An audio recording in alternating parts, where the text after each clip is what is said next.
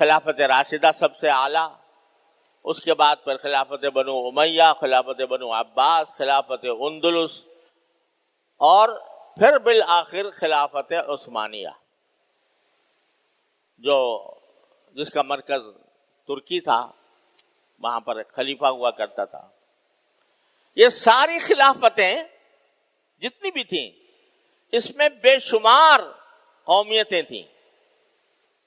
عربی بولنے والے اس میں، ترکی بولنے والے اس میں، فارسی بولنے والے اس میں، اور نہ جانے کتنی زبانیں۔ یہ خلافت عثمانیہ جو تھی، یہ اس میں یوں سمجھو کہ تقریباً آدھی دنیا پر اس کی حکومت تھی، سارے ممالک اس کے ذریعے نہیں تھے۔ ہندوستان جو ہمارا آج پاکستان ہے، ہندوستان، بر صغیر، افغانستان، ترکستان، یہ سب خلافت عثمانیہ کے ماتحت تھے۔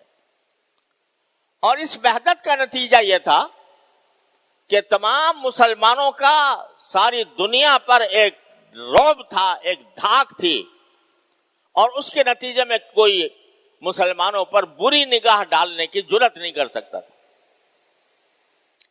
یورپ کے بڑے بڑے ممالک وہ سب خلافت عثمانیہ کے جو حکمران تھے، خلفاء، ان کی منتیں کیا کرتے تھے، ان کو خوش رکھنے کے لیے ان کے پاس تحفے بھیجا کرتے تھے۔ یہ اتنی بڑی سلطنت اس وقت قائم تھی۔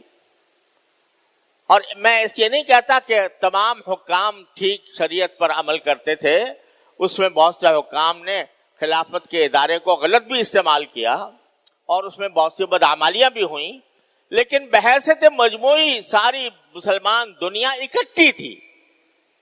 انما المؤمنون اخوۃ کا ایک مظاہرہ تھی۔ لیکن چونکہ مغربی طاقتیں اور استعماری طاقتیں یہ سمجھتی تھیں کہ جب تک یہ مسلمان کلمے کی بنیاد پر متحد ہے، ایمان کی بنیاد پر متحد ہے، تو ہم دنیا کے اندر ان پر غلبہ نہیں پا سکتے۔ لہذا انہوں نے اس اتحاد کو توڑنے کے لیے جان توڑ کوششیں کی اور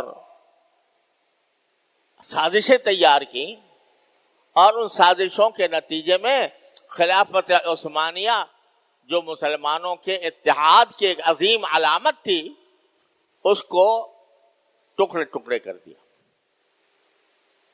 اور افسوس ہے کہ یہ ٹکڑے ٹکڑے کوئی دشمن نہیں کر سکتا تھا۔ ہمارے اندر ہی، مسلمانوں کے اندر ایسے لوگ پیدا کیے جو اس خلافت عثمانیہ کے زوال کا باعث بنے، اور جو خلافت عثمانیہ کے منکر بنے۔ ہم اس خلافت کو نہیں چاہتے۔ خود مسلمانوں نے عربوں میں عرب لیگ کھڑی کر دی۔ عرب لیگ، اس نے کہا کہ جی ہم تو عرب ہیں، عربی زبان بولتے ہیں، ہم ترکی زبان بولنے والوں کے ساتھ کیسے بیٹھیں، ان کو اپنا حکمران کیسے تسلیم کریں۔ وہ عرب لیگ کہہ کے الگ ہوئے۔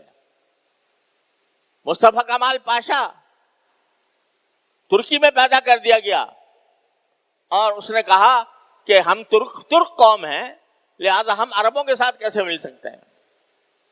اس نے اپنا وہاں پر ترک قومیت کا جھنڈا بلند کر دیا، اور اس کے نتیجے میں دین کے دروازے بند کر دیے، مسجدوں میں اذانیں بند، عربی میں اذان دینا ممنوع ہو گیا، اور زبردستی لوگوں کو ٹوپی، ترکی ٹوپی کے بجائے ہیٹ پہنایا گیا، اس پر باقاعدہ جنگ لڑی گئی۔ جو ہیٹ نہیں پہنتا تھا تو وہ اس کا قتل عام ہو جاتا تھا۔ باقاعدہ جنگ ہوئی اس پر، ہیٹ مار کہلاتی ہے، ہیٹ کی جنگ۔ وہ کہتے زبردستی کہ ترکی ٹوپی اتارو اور ہیٹ پہنو، اور سارے اسلامی قوانین کو ختم کر کے اس نے سوئٹزرلینڈ سے قانون درآمد کیا، اور وہاں کا قانون اس میں نافذ کر دیا۔ تو یہ دشمنوں کی تو برائی کہ اب یہ الگ الگ ہو گئے، پارا پارا ہو گئے۔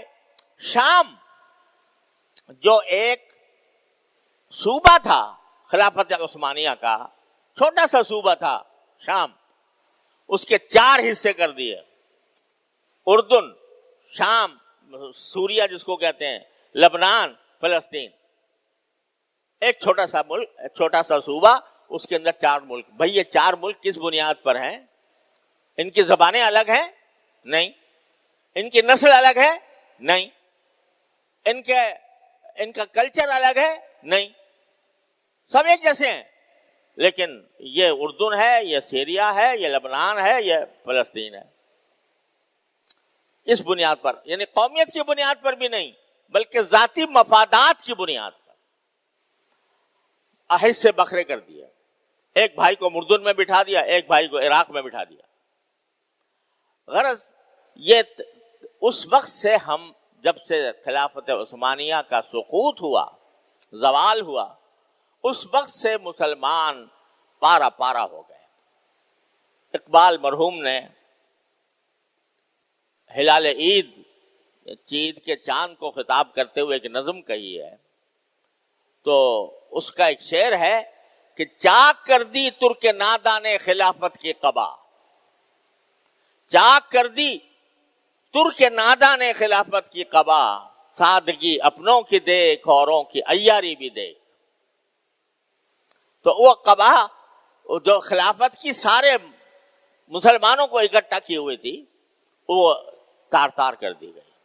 اس کے بعد سے دیکھ لو جو مسلمانوں کے ممالک کا حال ہے وہ آپ کے سامنے ہے، اس کی صورتحال بتانے کی ضرورت نہیں۔ آج فلسطین میں ہم،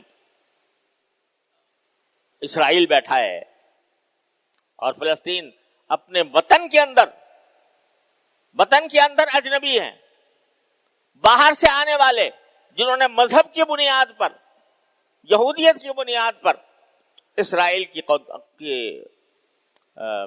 سلطنت قائم کی، وہ بالادست ہیں اور ہم زیر نگی ہیں۔ یہ صورتحال سارے دنیا میں مسلمانوں کی جو پیدا ہوئی وہ خلافت عثمانیہ کے زوال سے ہوئی، اس کے سقوط سے ہوئی، کیونکہ اخوت کا معیار وہ دین نہ رہا۔